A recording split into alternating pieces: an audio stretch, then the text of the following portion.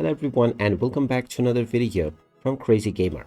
In this video, I'm going to show you how to unlock various different card packs and add them to your decks on Hearthstone game. So let's get started right away. First of all, open up the Hearthstone game on your device, and once you open it up, you will be taken into the main menu from which you can directly start enjoying your games. Now, when you play the first few tutorial levels, you will gain enough experience, allowing you to unlock a few different rewards. When you reach level 2, you will be given the Hearthstone reward, which is a card pack. After unlocking it, click on Open Packs, and now simply click and drag the pack onto the activation zone. And now this will reveal the contents of this pack, and now you will be able to add them to your deck. Tap on the Done button, and now you can go into My Collection in order to add these cards onto your pack right away.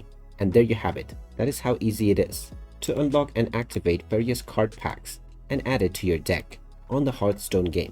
If you find this video helpful, make sure you hit that like button and subscribe to our channel if you haven't done so already. Also ring that notification bell to never miss another update from us. Thank you for watching, and I will see you again in the next video.